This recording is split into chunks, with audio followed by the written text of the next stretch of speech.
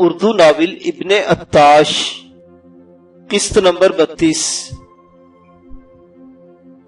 وہ وادی اتنی حسین تھی کہ دیکھنے والے کی نگاہ اس پر جم کر رہ جاتی۔ یہ ایک سرسبز و شاداب پہاڑی سلسلے کے بیچوں بیچ کئی سو مربع کا ایک قطعہ مخملی تھا۔ چاروں طرف خوشنما پھلوں سے لدے پیڑوں کا ناہموار سلسلہ پھیلا ہوا تھا۔ قدرت نے گویا زمین کا یہ حصہ فردوس بری کی مثل پیدا کیا تھا۔ بادل ہوا کے دوش پر تیرتے ہوئے اس وادی کے اوپر سے گزرنے لگتے تو اس حسن کو دیکھ کر ٹھٹک کر رک جاتے۔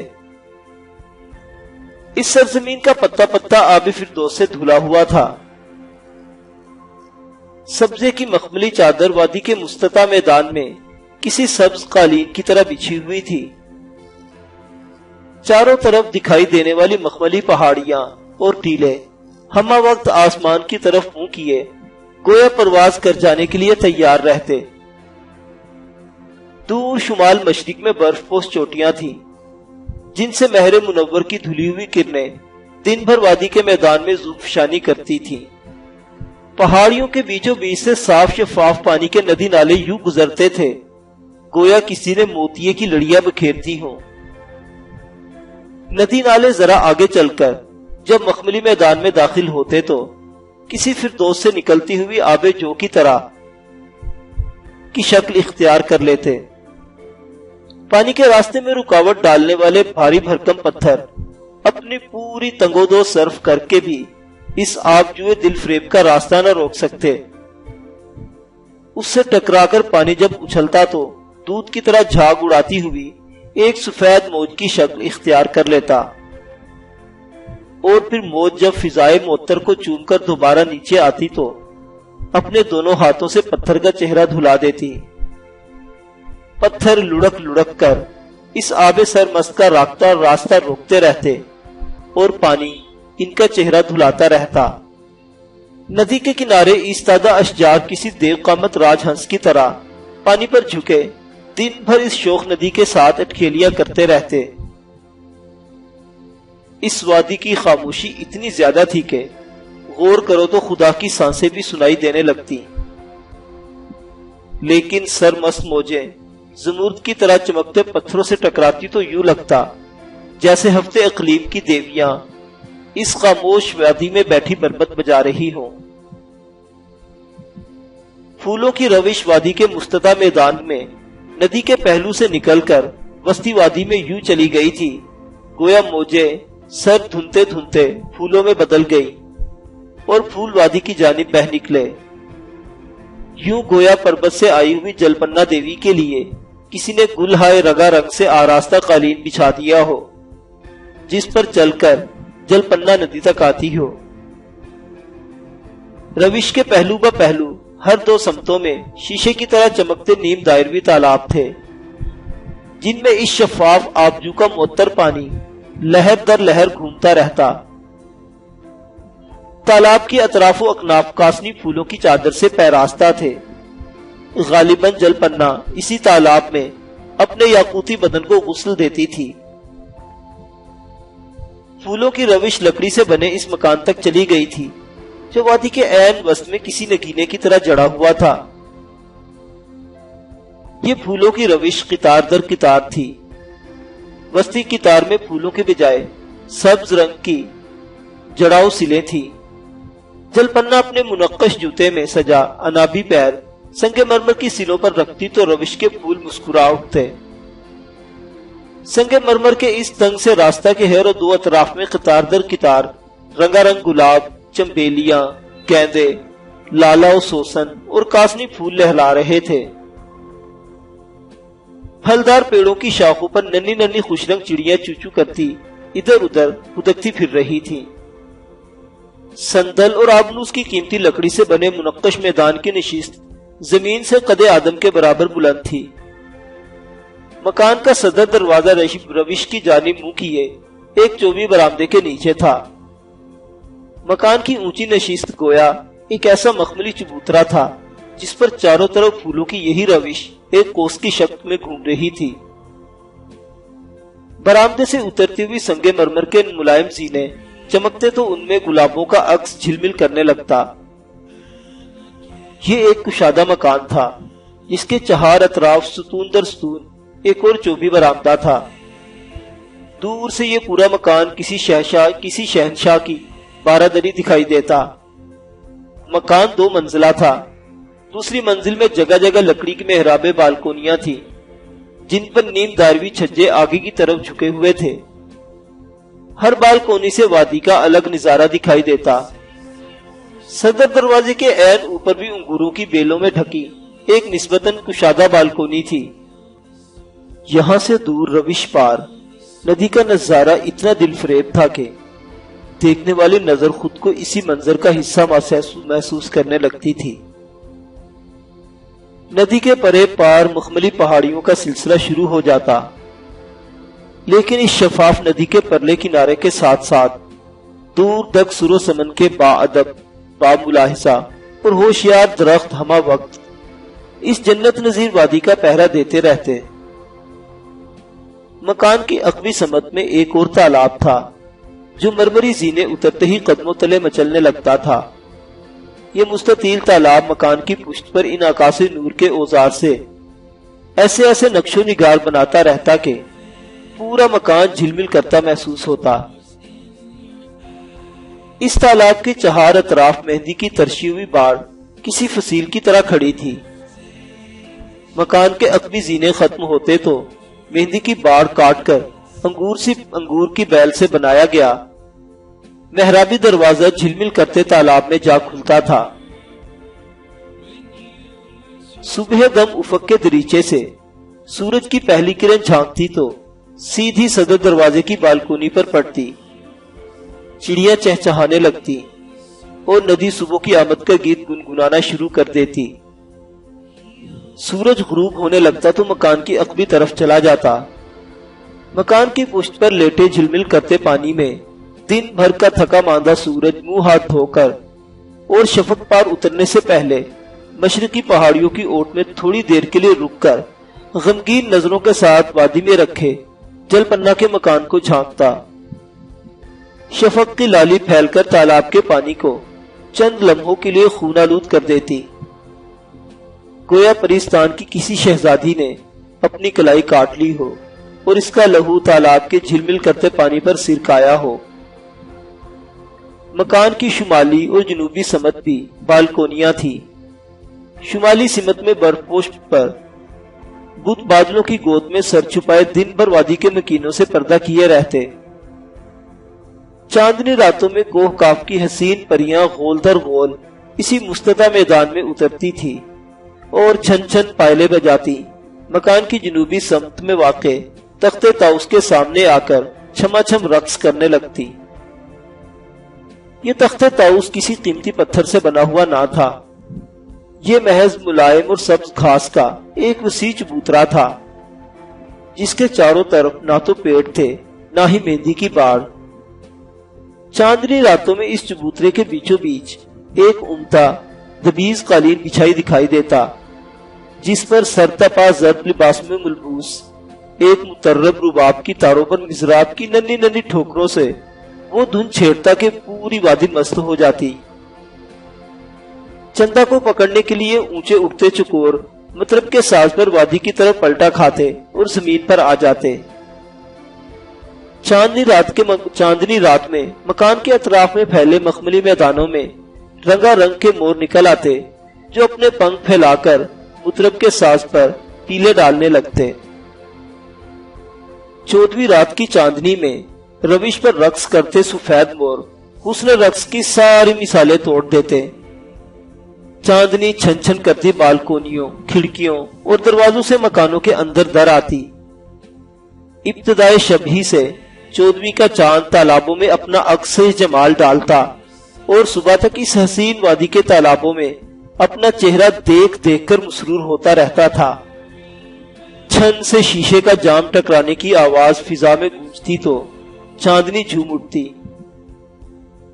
یہ جل پنا دیوی کا گھر نہیں تھا، یہ عالم اسلام کے عظیم ریاضی دان، مفکر، ماہر فلکیات اور شاعر عمر خیام کی رہائش گاہ تھی۔ عمر خیام جب کئی برس پہلے نظام الملک توسی کے پاس پہنچا تھا تو نظام الملک توسی نے اسے نیشا پور کا حکمران بنانے کی پیشکش کی تھی، لیکن عمر خیام نے یہ کہہ کر اس دل فریب پیشکش ٹھکرا دی کہ دیکھو توسی، تم میرے دوست ہو، تم مجھے اچھی طرح جانتے ہو، میں کوئی بہت زیادہ پابند شریعت مذہبی مسلمان نہیں ہوں، نہ ہی میرے مزاج میں جاہ و حشمت یا دولت و شہرت کا کوئی عنصر پایا جاتا ہے۔ سچی بات کہوں تو میں بنیادی طور پر ایک درویش مزاج آدمی ہوں۔ مجھے کسی خاموش وادی میں چٹکتی ہوئی 14ویں رات کی چاندنی نیشا پور کی بادشاہت سے زیادہ عزیز ہے۔ تم جانتے ہو مجھ میں صرف ایک خامی ہے، اور وہ یہ کہ میں شراب کے بغیر نہیں رہ سکتا۔ مجھے اور کچھ نہیں چاہیے، تم مجھے فکر معاش سے آزاد کر دو۔ میں کسی تنہا وادی میں بیٹھ کر عالم اسلام کے لیے وہ خدمات سر انجام دوں گا جو شاید نیشا پور کا بادشاہ بن کر بھی نہ دے سکوں۔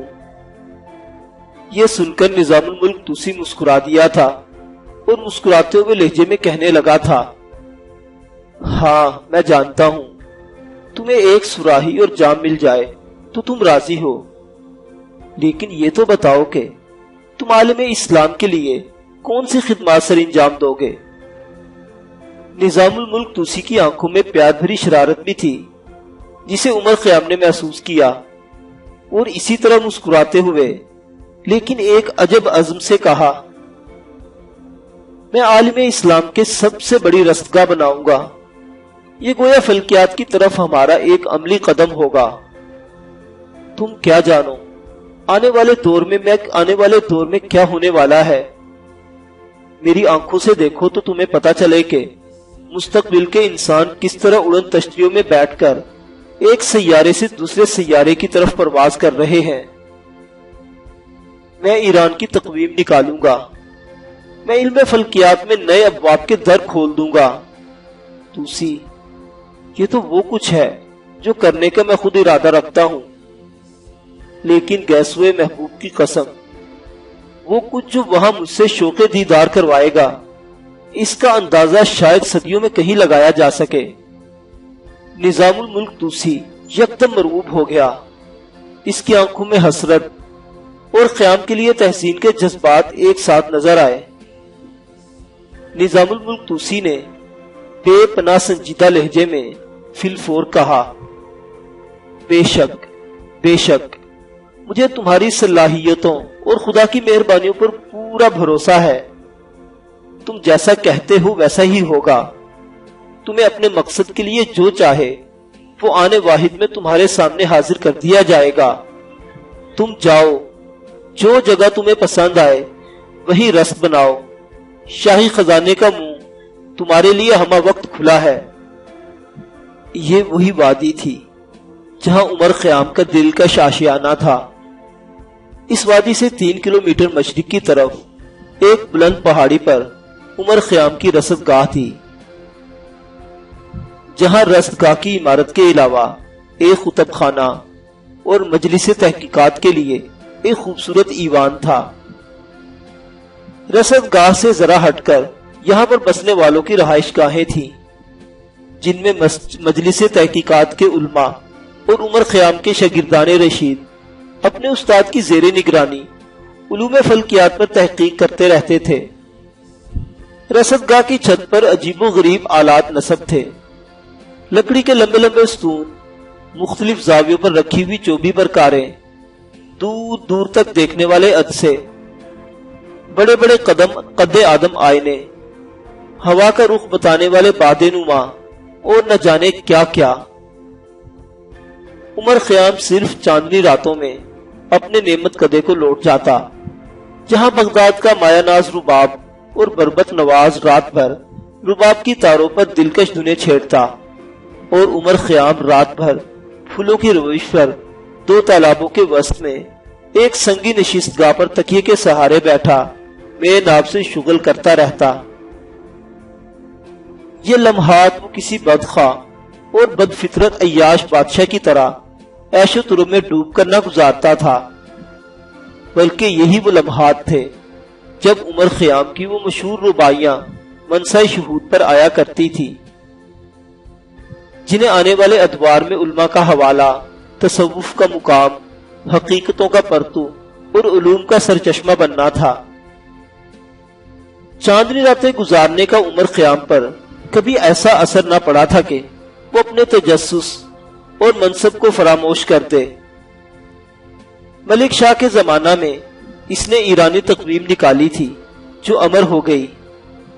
چاندنی رات کا جوبن اپنے عروج پر تھا کہ عمر خیام کی جنت گھوڑوں کے ٹاپوں سے کھنکھنا اٹھی۔